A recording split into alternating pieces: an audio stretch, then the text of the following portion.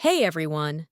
Today I'm showing you how to quickly edit your resume in Canva and Word so it's ATS-friendly and ready to send to employers. Whether you're applying to your first job or switching careers, these tips will make your resume stand out and pass applicant tracking systems. Start by opening your resume template. We have both Word and Canva versions. In Word, make sure your header includes your name, location, phone, email, and LinkedIn link.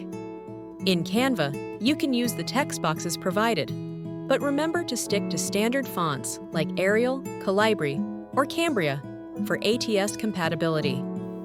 Next, edit your work experience. Focus on achievements, not tasks. Start each bullet with a strong action verb and include measurable results.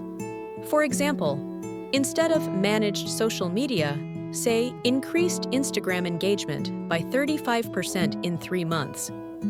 ATS systems scan for keywords, so make sure to match your resume with the job description.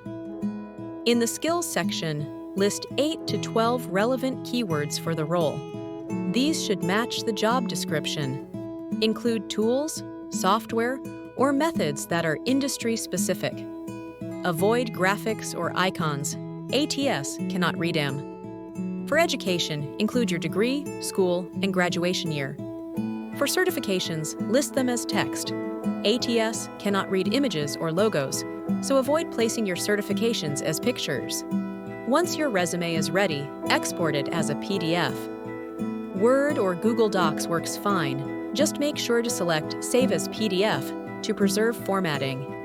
In Canva, download as PDF print or standard.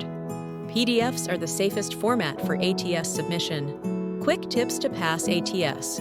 Use standard headings like Experience and Education. Avoid tables, text boxes, or images. Keep simple margins, 10 to 12-point font, and standard page layout. Always scan your resume with free ATS checkers to double-check compatibility. Edit your resume for ATS. Grab the full job kit via the description.